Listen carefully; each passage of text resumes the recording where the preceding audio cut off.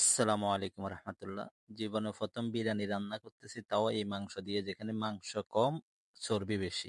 এইটাও সম্ভব? এমনিতে তো সবকিছু রুমে আছে, তার মধ্যে একটা বিরিয়ানির মশলা আর একটা দই নিয়ে আসলাম, টক দই। এটা দিলে একটু ভালো লাগবে, আর বিরিয়ানি মশলা তো যাই হোক লাগবেই বিরিয়ানি রান্না করার সময়। মাংসগুলো কুটার পরে এরকম হয়েছে, সব চর্বি। এখানে আলু রেখে দিলাম, আর এখানে পেঁয়াজ কোটা হচ্ছে। একদম আমার সাথে যে সহযোগিতা করতেছে, হাত পা মেলে দিয়ে পেঁয়াজ করতেছে।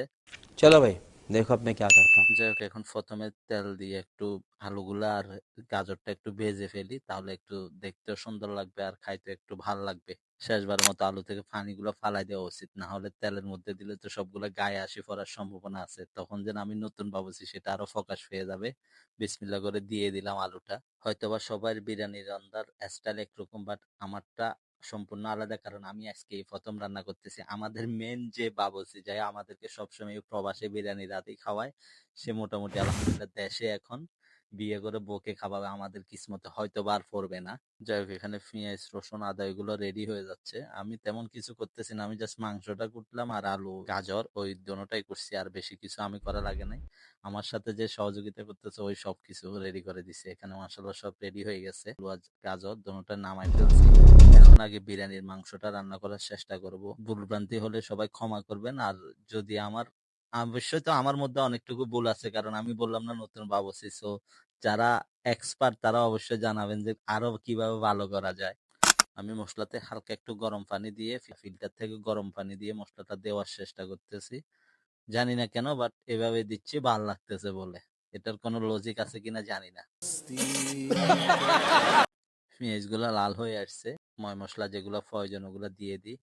ইনশাল্লাহ এতে আর সমস্যা হবে না। আমাকে যে সহযোগিতা করতেছে ও বলতেছে একটু যদি লাল মরিচ না দাও তাহলে তো মনে হয় লাল হবে না, কারণ লাল মরিচ দিতে চাচ্ছি না যে আমার জন্য। এমনি কাঁচা মরিচ খুব কম দিছি, কারণ আমি জাল খাইতে পারি না। নিজে রান্না করে যদি নিজেই না খাইতে পারি তাহলে কেমন লাগে। এর মধ্যে মাংসটাও দিয়ে একটু লাড়াই দিলাম। কিছুক্ষণ অপেক্ষা করতে হবে আশা করি। মাংসটা একটু হওয়ার পরে টক দইটা দিয়ে দিচ্ছি। আসলে এই জিনিসগুলো এভাবে দেখি না, আমি জানি না। আমার কাছে এভাবে ভালো লাগতেছে, নিজে এনজয় করতেছি, যেটাই হোক না কেন। এরপরে ঘি দিয়ে চালটা একটু ভাজি করে নিলাম। ঘি দিয়ে চালটা ভাজি করলে একটু ঘ্রাণ পাওয়া যায় আর কি। আমরা স্পেশালি কোনো চাউল ব্যবহার করি না বিরিয়ানির জন্য, আমরা সবসময় যেটা দিয়ে ভাত খাই লাহোর বিরিয়ানি বলে। কারণ এমনি তো বিরিয়ানি রান্না করার জন্য কিছু চিনি গুঁড়া চাল থাকে, ওইসব কিছু আমরা কোনো কিছু ব্যবহার করি না। এই জন্য ঘি দিয়ে একটু ভাজি নিলাম যাতে ঘ্রাণ পাওয়া যায়। মোটামুটি আলহামদুলিল্লাহ ঘ্রাণটা ভালো লাগছে। মাংসগুলো দিয়ে দিচ্ছি। জানি না মানে কার কাছে কেমন লাগতেছে বুঝতেছি না, বাট আমার কাছে আমি প্রচুর এনজয় করতেছি রান্নাটা। মাংসগুলোকে চাউলের সাথে ভালো করে মিক্স করে একটু পানি দিয়ে দিই। এরপরে ইনশাল্লাহ জল যতটুকু প্রয়োজন পানি দিয়ে দেব। ওই ডেক্সিটা ধুয়ে দিচ্ছি যাতে ময় মশলা যা অল্প দিছি ওগুলা যাতে বাদ না যায় আর কি। আমি তো আর একা খাবো না, আমার সাথে মানুষ আছে, ওরাও খাবে। সো আমাকে ওইসব কিছু চিন্তা করে আমি নিজের মতো স্বার্থপর শুধু নিজের জন্য রান্না করলে তো হবে না। একটু হওয়ার পরে ভাজা আলুগুলো দিয়ে দিলাম। মোটামুটি সবগুলো একসাথে এখন মিক্স করে, না হলে যদি আমি এখন ভালোভাবে না লাড়াই তাহলে আলু একদিকে থেকে যাবে, মাংস একদিকে থেকে যাবে, চাউল একদিকে থেকে যাবে। এমনি তো নতুন, অনেক বদনামি হবে। পানি দেওয়ার দায়িত্বটা আমি আমার সহযোগীকে দিছি, কারণ ও সবসময় ভাত রান্না করে। এই চাউল সম্পর্কে ওর খুব ভালো ধারণা আছে। তো এই জন্য আমি ওকে বললাম যে পানিটা তুমি দাও যাতে পরে তোমার বদনামি। ওই এটা বলে না জুত চাইছে কনে, ও রান্না কে করছে এরকম আর কি। এখন জুত চাই দিছে আমি, কিন্তু পানি দেওয়ার সময় যদি একটু ভুল হয় শেষে বলবো আর কি ওর দোষ। দেখ আলহামদুলিল্লাহ পানিও দিয়ে দিলাম। আশা করি এখন আর বেশি কিছু লাগবে না। লবণ ওগুলা দেখলাম সব ওকে আছে। চাউলগুলো নাকি একটু ভালোভাবে মানে তুলতুলে নরম হওয়ার জন্য উপরে প্লাস্টিক দিয়ে গুঁড়ে দিলে নাকি ভালো। করলে ফোন দিলাম তো দিল না তো। হ্যাঁ, বিসমিল্লাহির রহমানির রহিম। বিসমিল্লাহ। করেন বদা এই প্রথম আমার বদা আপনারে দিছে প্রথমে।